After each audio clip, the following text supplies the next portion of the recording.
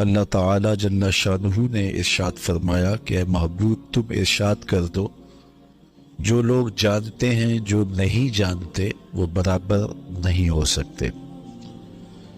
تو اس آیت کریمہ میں اہل علم کی فضیلت کو بیان کیا گیا ہے۔ اللہ تعالیٰ نے اہل علم کو دوسری مخلوق سے ممتاز کیا ہے اور ان کو عزت اور شرف اور رفعت کا وہ مقام نصیب کیا کہ حضور نبی رحمت صلی اللہ علیہ وآلہ وسلم کا یہ فرمان کس قدر کفایت کرتا ہے اور علم کی عظمت کو بیان کرنے کے لیے کتنا کافی ہے۔ فضل العالم علی العابد کا فضل القمر لیلۃ البدر علی سائر الکواکب۔ فرمایا عالم کی فضیلت عابد پر، تہجد گزار پر، شب زندہ دار پر اس طرح ہے جس طرح تم میں سے ایک، جس طرح 14ویں رات کے چمکتے ہوئے چاند کی فضیلت ستاروں پہ ہوتی ہے۔ اور دوسری حدیث میں یہ کلمات نور ہیں کہ فضل العالم علی العابد کا فضلی علی ادناکم، کہ عالم کی فضیلت عابد پر اس طرح ہے جس طرح تم میں سے ایک عام آدمی پر میری فضیلت ہے۔ تو یہ کس قدر جو ہے وہ مدح ہے اہل علم کی کہ 14ویں رات کے چمکتے ہوئے چاند کی فضیلت جس طرح ستاروں پہ ہے اس طرح عام لوگوں پر بلکہ زاہدوں پر عالم کی فضیلت ہے۔ اللہ اکبر۔ تو یہاں عالم کا مقابلہ کسی دنیا کے ایسے شخص سے نہیں کیا گیا کہ جن کو لوگ حقیر سمجھتے ہیں، بلکہ عالم کا مقابلہ کیا گیا ہے شب زندہ دار سے، تہجد گزار سے، متقی اور پرہیزگار شخص سے عالم کا موازنہ کیا گیا۔ تو شب زندہ دار شخص، عابد، تہجد گزار، اعمال صالحہ بجا لانے والا، لیکن اس کے پاس علم کا نور نہیں ہے، اور دوسری جانب ایک عالم ہے اس کے پاس چراغ علم موجود ہے۔ تو اس سے اتنا فرق ہو گیا کہ فرمایا کہ عالم کی فضیلت عابد پر اس طرح ہے جس طرح 14ویں رات کے چمکتے ہوئے چاند کی فضیلت ستاروں میں ہے۔ اور اگر آپ مجھے پوچھیں اسلام کا دوسرا نام کیا ہے تو اسلام کا دوسرا نام دین علم ہے۔ میرے حضور پر پہلی وحی جو نازل ہوئی ہے وہ اقرا پڑھنے کے حوالے سے حکم نامہ ہے کہ آپ اپنے رب کے نام سے پڑھیے۔ تو ہمیں تلقین کی گئی اور حضور نے جس بات پہ ناز کیا وہ یہ تھا انما بعثت معلما، مجھے معلم بنا کر مبعوث کیا گیا۔ تو اس بات پر حضور علیہ السلام نے ناز فرمایا اور امت کو تعلیم حاصل کرنے کی ترغیب دی، اور ماں کی گود سے آغوش قبر تک تعلیم حاصل کرنے کی تلقین شریعت اسلامیہ میں موجود ہے، اور دنیا کا کوئی دین اس قدر علم حاصل کرنے کے لیے ترغیب نہیں دیتا جتنا اسلام نے ہمیں اس کا پابند بنایا ہے۔ اور عملی مظاہرہ بھی حضور علیہ السلام کی شریعت میں اس کا موجود ہے کہ جو عالم ہے اس کو ترجیح ہے باقی اس کے دوسرے مشارکات سے اور دوسری مخلوقات سے، حتیٰ کہ حضرت انسان کو جب شرف دیا گیا، فرشتوں پر تفوق دیا گیا، تو اس تفوق اور شرف کا سبب بھی علم ہے۔ آدم علیہ السلام کو کچھ چیزوں کے نام سکھائے گئے اور فرشتوں کو نہیں بتائے گئے، اور پھر فرشتوں کے سامنے وہ چیزیں پیش ہوئیں اور کہا کہ مجھے ان چیزوں کے نام بتاؤ، تو وہ عرض کرنے لگے کہ آپ ان چیزوں کے نام نہیں بتا سکتے اس لیے کہ ہمیں علم نہیں دیا گیا۔ تو پھر آدم علیہ السلام سے کہا کہ اے آدم تم ان چیزوں کے نام بتاؤ، تو وہ سکھائے گئے تھے تو انہوں نے ایک ایک چیز کا نام بتا دیا۔ تو تب اللہ تعالیٰ نے فرشتوں سے کہا کہ میرے اس شاہکار کو تم سجدہ کرو، تو فرشتوں کی پیشانیاں حضرت آدم علیہ السلام کے سامنے جھک گئی۔ تو فرشتوں کی پیشانیوں کے جھکنے کا سبب اور ان کا سجدہ ریز ہونا کس وجہ سے تھا؟ حضرت انسان کا شرف، اس کی عظمت کس چیز سے ظہور پذیر ہوئی؟ وہ حضرت آدم علیہ السلام کا ان اسما کو جاننا تھا جن اسما کو فرشتے نہیں جانتے تھے. تو علم کے سبب سے حضرت انسان کو اللہ تعالیٰ نے اس کے مشارکات سے بھی امتیاز کیا اور دیگر مخلوقات سے بھی اس کو ممتاز کر دیا. اسی طرح یہ علم ایک ایسی دولت ہے کہ جہاں بھی ہوگی وہاں امتیاز پیدا ہوگا اور وہاں تفوق باقیوں سے پہلے علم کا پیدا ہو جائے گا. حضرت امام رازی علیہ الرحمہ نے لکھا ہے کہ جب حضرت سلیمان علیہ السلام آ رہے تھے تو ایک چیونٹی نے کہا تھا جلدی جلدی اپنی بلوں میں داخل ہو جاؤ، اللہ کے نبی کا لشکر بے خبری میں تمہیں کچل نہ ڈالے. فتبسم ضاحکا من قولها، تو چیونٹی کی اس بات کو سن کر اللہ کے پیغمبر حضرت سلیمان علیہ السلام مسکرا پڑے کہ اس نے کہا ہے کہ یہ لشکر ہمیں کہیں کچل نہ دے، بے خبری میں عدم توجہ کی وجہ سے ہمیں دیکھ نہ پائے اور دھیان نہ ہو اور ہمیں کچل دے. تو امام راضی لکھتے ہیں کہ اس چیونٹی کو قیامت تک آنے والی چیونٹیوں کی ملکہ بنا دیا گیا. کیوں؟ اس لیے کہ وہ جانتی تھی کہ اللہ کے نبی کا تربیت یافتہ لشکر جان بوجھ کر ننھی جان کو بھی ضائع نہیں کر سکتا. اس کے اس علم کی وجہ سے اس کو باقی چیونٹیوں سے ممتاز کیا گیا اور قرآن نے اس صورت کے اس چیونٹی کے نام کی صورت اتاری. دیکھو ذات کی چیونٹی ہے لیکن قرآن میں جہاں انبیاء کے نام کی صورتیں ہیں، نبیوں کے خاندانوں کے نام کی، آل عمران ہے، سورہ یونس ہے، سورہ یوسف ہے، سورہ ابراہیم ہے، سورہ محمد ہے، جس طرح انبیاء اور پیغمبروں کے نام کی صورتیں ہیں، آپ قرآن کھولیں تو ایک صورت چیونٹی کے نام کی بھی ملے گی. سورہ النمل چیونٹی کے نام کی صورت. تو ذات کی چیونٹی لیکن عزتوں کی اس مسند پہ بٹھا دی گئی کہ قرآن نے اس کے نام کی صورت اتاری. تو اس کو یہ شرف کیوں دیا گیا، اس کو یہ عزت کیوں دی گئی؟ تو امام راضی فرماتے ہیں کہ وہ جانتی تھی کہ اللہ کے نبی کا لشکر بے خبری میں کسی ننھی جان کو بھی ضائع نہیں کرتا. اس علم کی وجہ سے اسے تفوق دے دیا گیا. جو کتا شکاری ہوتا ہے اس کو سکھایا گیا ہوتا ہے اور وہ جب اس کو بھیجا جاتا ہے شکار کے لیے اور اس کا مارا ہوا شکار جو ہے وہ جائز ہوتا ہے. اور اگر عام کتا جائے اور وہ کسی کو شکار کرے اور وہ مر جائے تو وہ جائز نہیں ہوگا. کیوں؟ اس لیے کہ جو سکھایا گیا کتا ہے اور جو نہیں سکھایا گیا کتا، دونوں کے شکار میں فرق ہے. تو اگر کتا بھی سیکھ جائے تو وہ باقی کتوں سے ممتاز ہو جاتا ہے، اور حضرت انسان اگر سیکھ جائے تو پھر وہ انسانوں سے ممتاز کیوں نہیں ہوتا؟ تو یہ شرف ہے حضرت انسان کا کہ وہ سیکھنے سے، علم حاصل کرنے سے اپنے دیگر افراد قوم سے ممتاز ہوتا ہے. تو اسلام نے ہمیں تعلیم حاصل کرنے کا درس دیا، اور تعلیم میں صرف دینی علوم ہی نہیں ہے، ہمیں عصری علوم حاصل کرنے کی بھی ترغیب دی گئی. آج دنیا کے اوپر اتنی کثرت کے باوجود ہم ذلت و رسوائی کا شکار کیوں ہیں؟ اس لیے کہ ہم تمام علمی میدانوں میں پیچھے رہ گئے. جدید ٹیکنالوجی ہو، جدید سائنسی علوم ہو اور جدید دیگر عصری علوم ہو، تو وہ آج ان لوگوں کے پاس ہیں جنہوں نے بڑی بڑی اب ایجادات کی اور ہمارے سامنے ہیں، اور ہم لوگ جو ہیں وہ علمی میدان میں بہت پیچھے رہ گئے، جس کے نتیجے کے اندر آج ہم دنیا کے اوپر رسوا ہو رہے ہیں. تو ہمیں تکوینی علوم، عصری علوم حاصل کرنے کی تلقین بھی دی گئی اور ہمیں دینی علوم حاصل کرنے کی بھی تاکید کی گئی.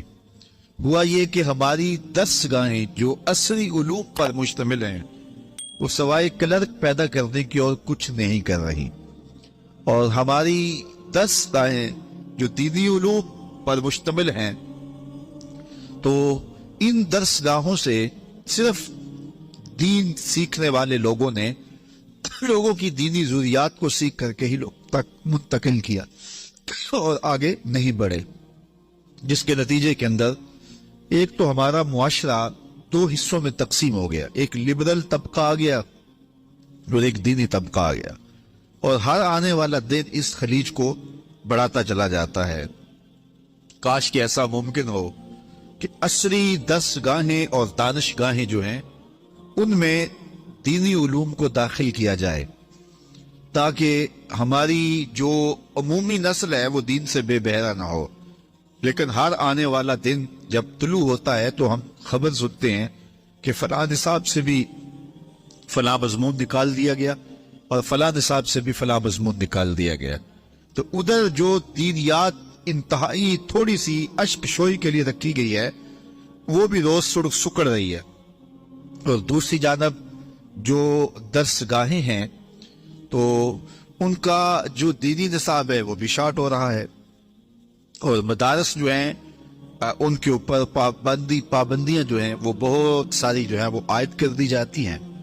اور تیسری بات یہ کہ درسگاہوں کا حجم ہی اتنا کم ہے کہ وہ معاشرے کے اندر دینی آگہی کی ضروریات کو پورا نہیں کر رہے، اور پھر ہوتا یہ ہے کہ درسگاہوں میں علم و تعلیم کو حاصل کرنے والے عمومی طور پہ معاشرے کے اندر ان لوگوں کا انتخاب کیا جاتا ہے، اور والدین ایسے بچوں کو بھیجتے ہیں جو کہ دیگر میدانوں کے اندر جو ہیں وہ چل نہیں سکتے ہیں، تو پھر ظاہر ہے جس طرح کی انویسٹمنٹ کی ہوگی تو نتائج بھی اس طرح کے ملیں گے۔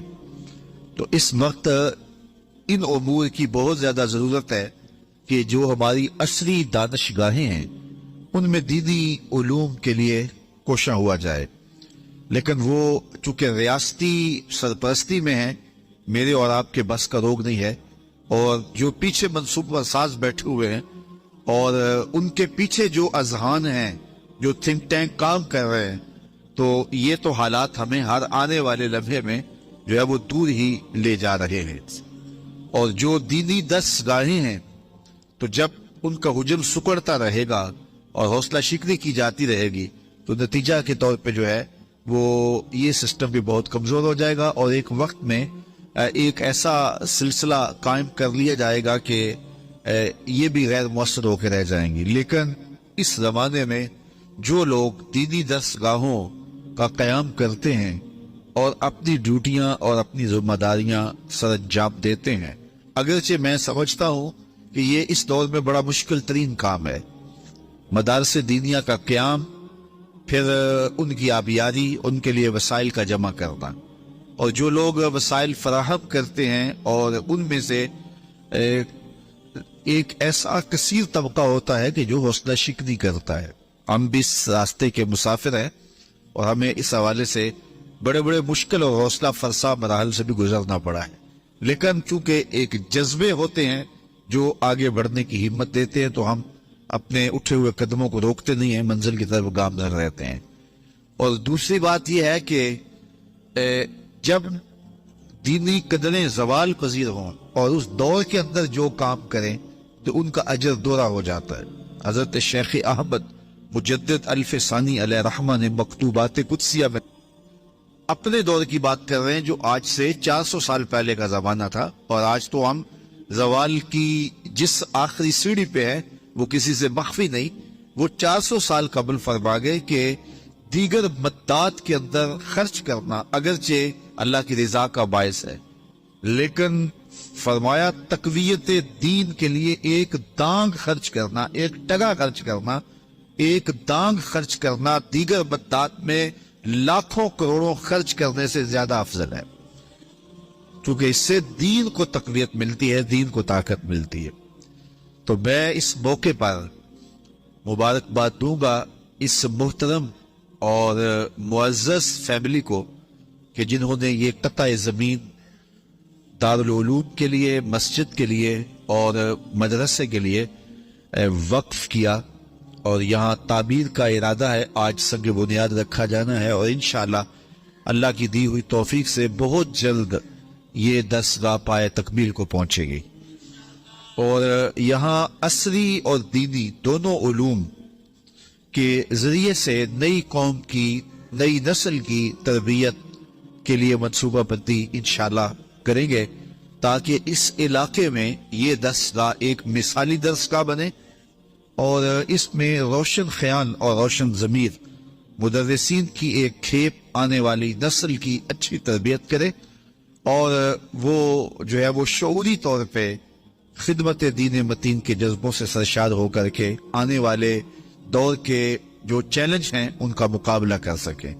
ادارۃ المصطفیٰ کی جو خدمات ہیں اس حوالے سے وہ اپنی بساط کے مطابق انشاءاللہ پیش کرتا رہے گا، اور یہ معزز خاندان، یہ فیملی جنہوں نے یہ بیڑا اٹھایا، اور آپ سارے لوگ ان کے ساتھ دست و بازو ہوں گے، اور یہ برلب سڑک قطع زمین جو میسر آیا انشاءاللہ یہ بہت جلد اس علاقے کا ایک بہت بڑا خوبصورت عالی مرتبت جو ہے وہ مرکز ہوگا، اور اس سے پھوٹنے والی ضیائیں آفاق کے ایک ایک گوشے میں پھیلیں گی، اور یہاں سے نور و نکھت اور روشنی نکلے گی، اور نسل نو کے لیے، نو نہالان ملت کے لیے یہ ایک اچھا گہوارہ تربیت بنے گا، اور یہاں سے تربیت پا کر کے جو ہے وہ نو نہالان ملت امت کی بہتری کے لیے اپنا مقدور بھر فریضہ سر انجام دیں گے، اور یقیناً جنہوں نے ایک اینٹ بھی لگائی ہوگی اللہ اسے بھی جزائے خیر دے گا۔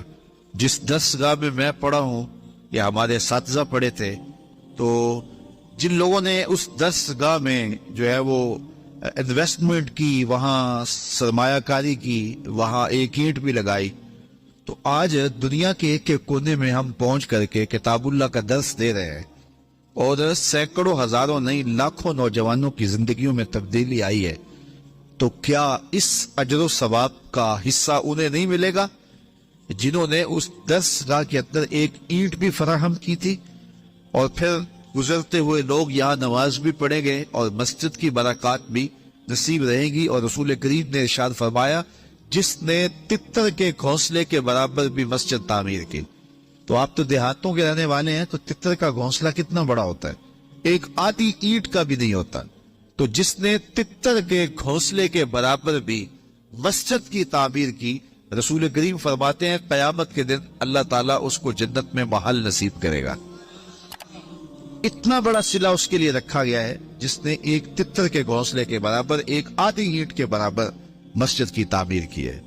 تو یہ اتنا بڑا قطع زمین برلب سڑک، اس کو اس عظیم کاز کے لیے، اس عظیم کام کے لیے، اس عظیم مقصد کے لیے اور اس عظیم مشن کے لیے وقف کر دینا، یقیناً یہ اس پورے خاندان کے لیے عزتوں کا سبب بھی ہوگا، آخرت کی بہتریوں کی ضمانت بھی ہوگا، اور اس پورے علاقے کی نسل نو کے لیے، نو نہالان امت کے لیے ایک بہتر ذریعہ ہوگا۔ جو لوگ یہاں سے برکت، فیض، روشنی حاصل کریں گے تو یقیناً ان کو ثمرات نصیب ہوں گے۔ میں دعا گو ہوں خاص طور پہ جو ہے وہ اس فیملی کے لیے اور ان کے جملہ متعلقین کے لیے اور اس علاقے کے تمام لوگوں کے لیے جو اس درسگاہ کی بنیاد میں آج شامل ہو رہے ہیں، اور اللہ ہمیں وہ جلد دن نصیب فرمائے کہ ہم دوبارہ جب یہاں آئیں تو اس کا آج سنگ بنیاد رکھا جا رہا ہے، اور پھر ہم اس درسگاہ کا جو ہے افتتاح کر رہے ہوں، اور یہ خوبصورت درسگاہ پھر پورے علاقے کے اندر ایک جو ہے وہ روشن استعارہ نور بن جائے، مینارہ رحمت بن جائے، گہوارہ تربیت بن جائے، اور اس کے صدقے سے کئی لوگوں کی زندگیوں کے اندر روشنیاں، اجالے اور نور و نکہت نصیب ہو۔ اللہ مجھے آپ کو اپنی رحمتوں کے سار میں رکھے، اللہ میرے وطن کی حفاظت فرمائے، اللہ اس ملک میں نظام مصطفیٰ کی بہار نصیب فرمائے۔ تھے وہ ابو بکر و عمر رضی اللہ تعالی عنہما کی محبت اپنی اولاد کو یوں سکھایا کرتے تھے جیسے قرآن کی آیتیں سکھائی جاتی۔ ان کی محبت اولادوں کے سینوں میں راسخ کیا کرتے تھے۔ معمولی سی میل بھی سیدنا صدیق اکبر کے بارے میں برباد کر دیتی ہے۔ اللہ کے نبی کا ہر سے ابھی با کمال ہے، لیکن ابو بکر ہے۔ جے شک ہووی تے چل مدینے، جے شک ہووی تے چل مدینے، آ ویخ لے جوڑ مزاراں دا، بن یار نبی دیاں یاراں دا۔ تو ان سے ہماری محبت کا رشتہ استوار ہے۔ تو جس شخص نے بھی یہ جملہ کہا ہم اس کی مذمت کرتے ہیں۔ مذمت تو لفظ بہت چھوٹا ہے، اس کو قرار واقع سزا دیجئے۔ وہ بدترین انسان ہے روئے زمین پہ، اور اس سے کوئی روح رعایت نہ رکھی جائے تاکہ آئندہ ایسے راستے بند ہو۔ اداروں کو اس پر فی الفور نوٹس لینا چاہیے قبل اس سے کہ حالات ہاتھ سے باہر نکل جائیں اور بے قابو ہو جائیں۔ اللہ ہم سب کو اپنی رحمتوں کے حصار میں رکھے، اپنی گود میں رکھا، اور حضور استراحت فرما۔ اب جب کی سانس اٹھنے لگی، وہ بھی چونکہ اس سوراخ نہیں تھا، اور وہ کبھی سوراخ سے باہر آتا، کبھی سوراخ سے باہر آتا، جا بجا سوراخ تھے۔ تو جب اس کی سانس اٹھنے لگی اور اس نے دیکھا کہ جس راستے سے جاتا ہے مسدود پاتا ہے، تو ایک جگہ اس نے انسانی گوشت دیکھا اور اس نے ڈر لگایا، وجود کو برقرار رکھ پائے۔ یہ کوئی تماشائی لبِ بام پھوڑا ہے، لیکن حضرت سیدنا صدیق اکبر نے اپنی ٹانگ کو جنبش نہیں آنے۔ حضرت عمر کی جو روایت اس پہ لفظ ہے مخافۃ ان یتنبہ رسول اللہ صلی اللہ علیہ وسلم، اس ڈر سے کہ کہیں حضور بیدار نہ ہو جائے۔ لم یتنرک، اپنی ٹانگ کو حرکت نہیں آنے دی، تب یتعرب مخافۃ ان یتنبہ رسول اللہ صلی اللہ علیہ وسلم، اس ڈر سے کہ کہیں حضور بیدار ہوتا ہو۔ حضور کی نیند میں خلل، سانپ نے ٹانگ لگایا اور ایڑی ہٹی نہیں، وہ پیچھے ہٹ کے ٹنگ مارتا ہے، اور حضرت ابوبکر پوری قوت سے ایڑی کو دبایا ہے۔ حضرت تصور تو کرو، عشق کی بات تو سارے کہتے ہیں عشق ابوبکر سے سیکھو، یہ ہے وہ اپن کی کہانی۔ حضرت ابوبکر صدیق نے زور سے ایڑی رکھی ہے، اور سانپ جو ہے وہ ہٹ کے ٹنگ مار ہے، اور زہر جسم میں سرایت کر رہا ہے، اور حضرت ابوبکر صدیق اپنی ٹانگ کو جنبش بھی نہیں آنے دیتے ہیں، اس ڈر سے کہ کہیں حضور کی نیند میں خلل نہ آ جائے۔ سارا دھیان جب رکھ کیا کہ ٹانگ کو جنبش نہ آئے، بے اختیار آنسو نکلنے پڑے، اور حضور کے چہرہ نور پہ گرے۔ دھیان چونکہ ادھر لگا تھا، آنسو ادھر سے نکلے، حضور کے رخسار پہ گرے، حضور بیدار، اور حضور نے فرمایا مارے گا یا ابو بکر؟ ابو بکر کیا ہوا؟ ابو بکر کیا ہوا؟ انسان دکھوں میں بھرا پڑا ہو، تکلیف پہ تکلیف گزر رہی ہو، اور کوئی پوچھ لے تو انسان پھٹ پڑتا ہے، بہت جلدی بولتا ہے، پھر اس کے القاب، اس کا نام اور اس کے لیے جو بولنے کا سٹائل ہے وہ بول جاتا ہے، وہ جلدی اپنا ٹکڑا بیان کرتا ہے۔ لیکن یہاں پیار کی کہانی اتنی دل آویز ہے، اللہ اکبر۔ یہ جمعہ کی روایت پڑھ کہ یوں ایڑی زور کے ساتھ سوار پہ رکھی ہے، بل پہ رکھی ہے، سام ہٹ کے ٹانگ لگا رہا ہے، ساری توجہ ٹانگ کی طرف ہے، کہیں ہل نہ جائے اور حضور بیدار نہ ہو جائے، اور اچانک آنکھوں سے آنسو ٹپ کے حضور کے رخسار پہ گئے۔ آقا کہیں بیدار ہو کے پوچھتے ابا لگا یا ابا بکر، ابو بکر کیا ہوا؟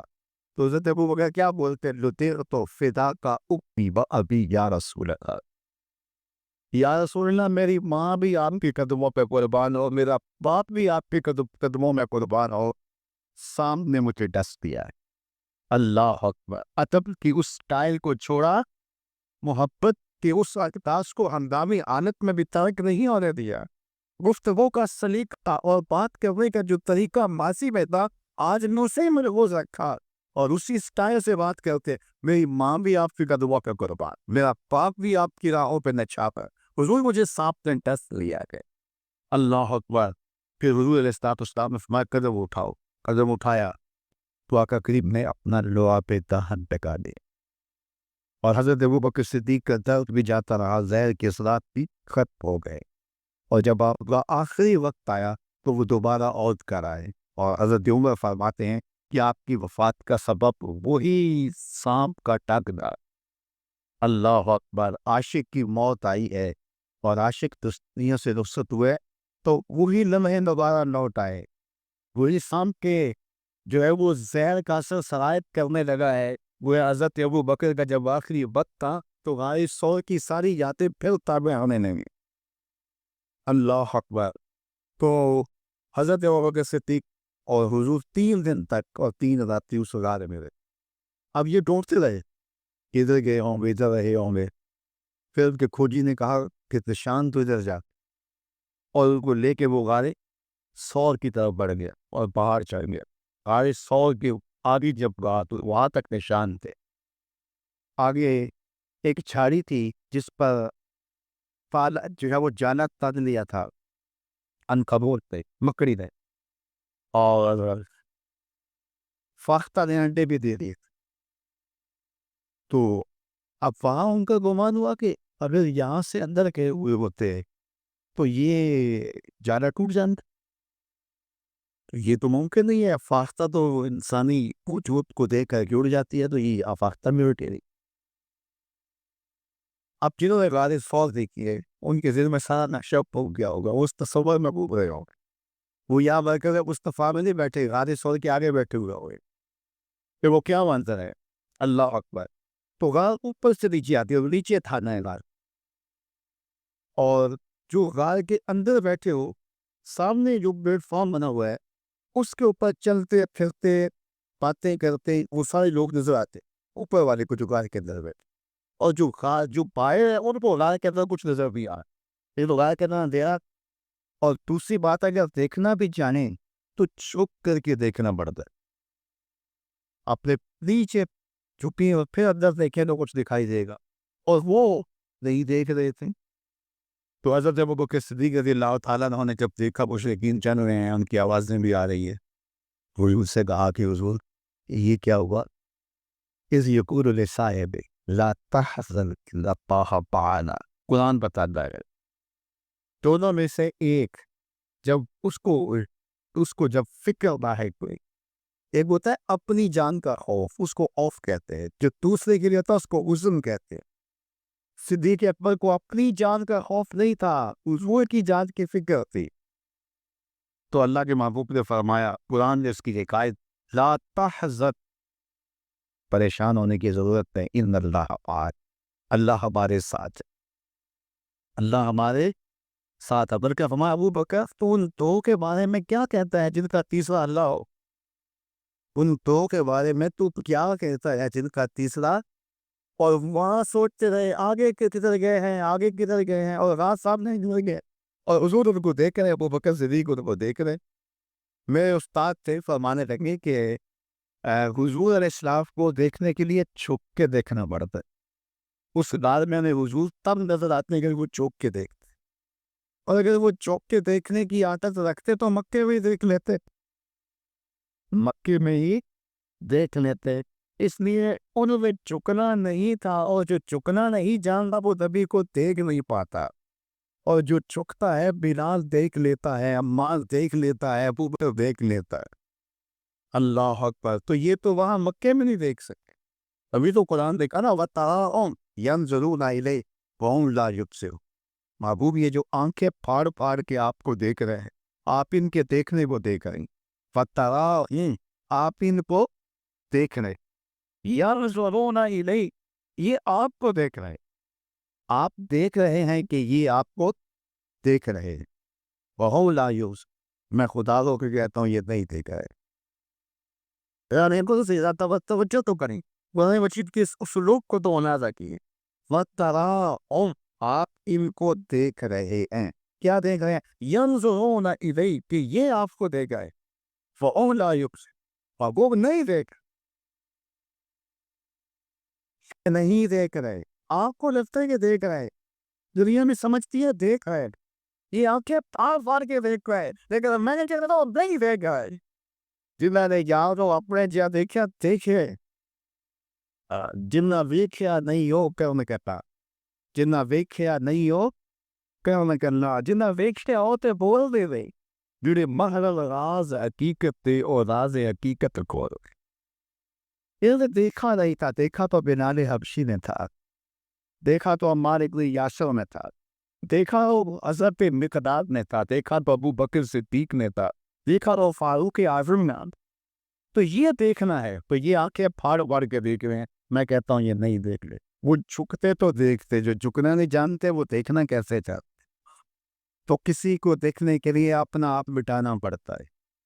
اپنا آپ جب تک مٹے گا نہیں تو کوئی دکھائی نہیں دے گا. جب مٹ جاؤ گے تو جلوہ یار بھی دکھائی دے گا، جلوہ امین بھی دکھائی دے گا. اللہ اکبر. تو حضرت سیدنا صدیق اکبر رضی اللہ تعالیٰ کو 3 وہاں گزارے.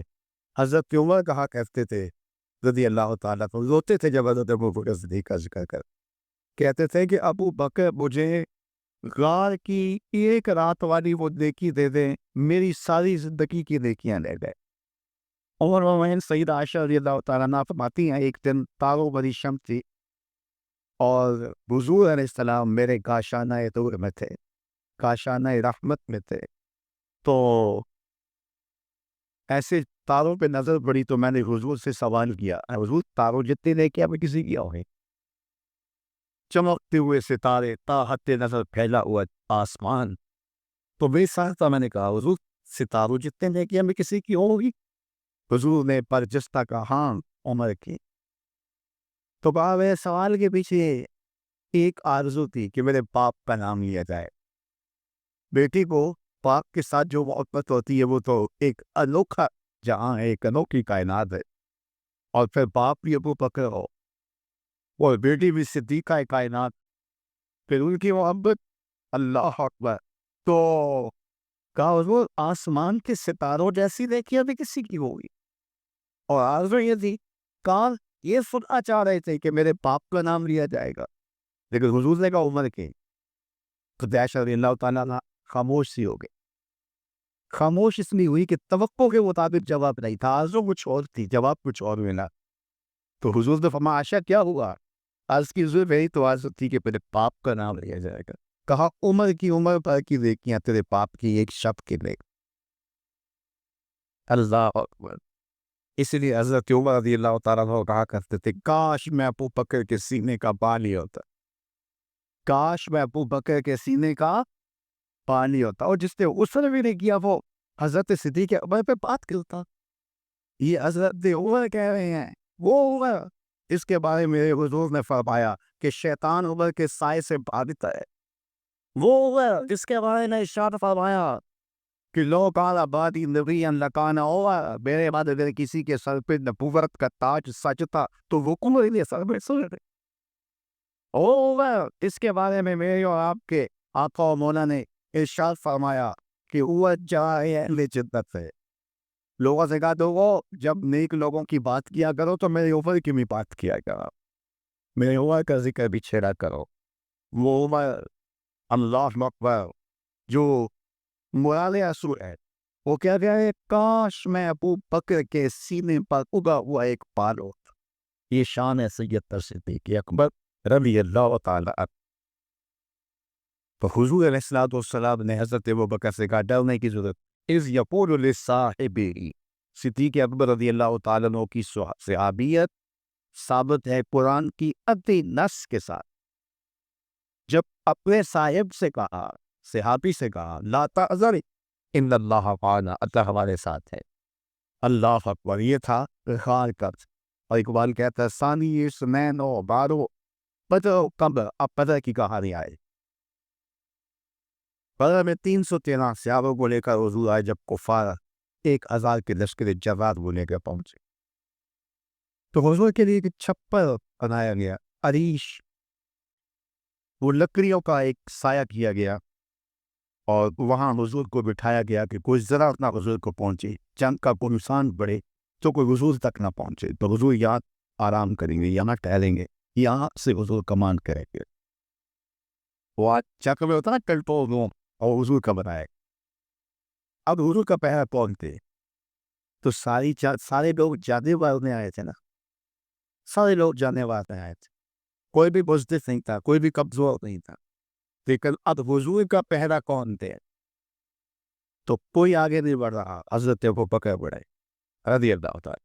اس کا کیا مطلب؟ یہ حضرت علی سے پوچھیے. مسجد کوفہ میں بیٹھے ہیں، ممبر پہ خطبہ دے رہے ہیں، لوگوں کا ہجوم ہے. ایھا الناس من اشجع فی ہذہ الامہ، من اشجع ہذہ الامہ، اہم لوگوں بتاؤ اس امت میں سب سے بہادر شخص کون ہے؟ جس طرح لوگوں نے اعلان پہ یاد آپ ہی. اس نے فرمایا نہیں، اس امت میں سب سے بہادر شخص کا نام ابو بکر ہے. سب سے بہادر شخص کا نام بکر کا. وہ کیسے؟ آپ اسد اللہ ہے، شیر خدا ہیں، فاتح خیبر ہے.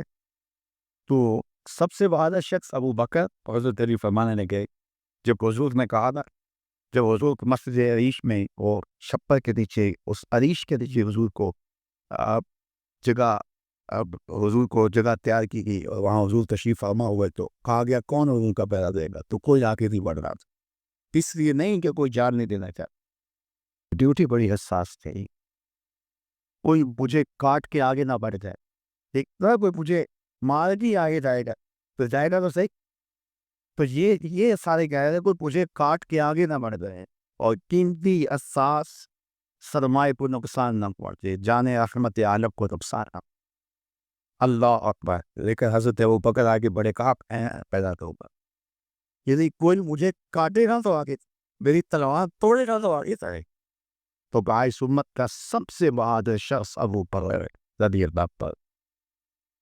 پھر جگہ بدر کے اندر جس طرح حضور علیہ السلام پر کیفیات تازی ہوئی، حضور اللہ کے بارگاہ میں دعا مانگتے، اور ایسی دعا آج تک کسی نے نہیں مانگی جو میری حضور، اللہم ان تغلق هذه الاصابہ لم تعبد فی الارض ابدا، اے اللہ اگر یہ 313 نہ رہے قیامت تک تجھے بھی خدا کوئی نہیں کہے گا۔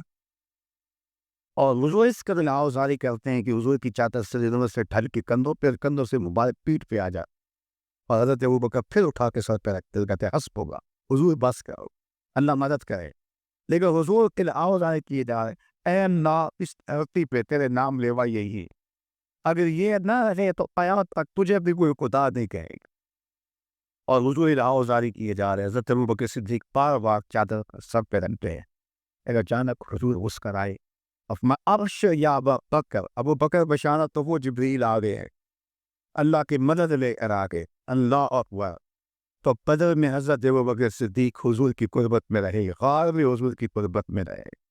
اور اقبال نے تیسری بات کہی، ثانی اثنین غار و بدر و قمر، جب آخری وقت آنے لگا تو حضرت صدیق اکبر نے حضرت علی کو بلایا، علی ایزانا مت، علی جب میں فوت ہو جاؤں۔ خطیب بغدادی نے لکھا ہے، امام سیوطی نے لکھا ہے، باقی لوگوں نے، حضرت انس سے بھی روایت ہے، حضرت انس نے، جب میں فوت ہو جاؤں تو مجھے ان ہاتھوں سے غسل دینا جن ہاتھوں سے غسل کو دیا تھا، اللہ اکبر۔ اور پھر میرا جنازہ پڑھنا اور حضور کے روضے پہ لے جانا، دیکھنا وہ اشارہ مل جائے تو اندر دفن کر دینا، پر میں جنت البقیع میں تدفین کر۔ حضرت علی رضی اللہ تعالیٰ عنہ فرماتے ہیں، حضرت انس کہتے ہیں کہ وصال ہو گیا، فجعلی مسترجع، حضرت علی آئے، انا للہ و انا الیہ راجعون،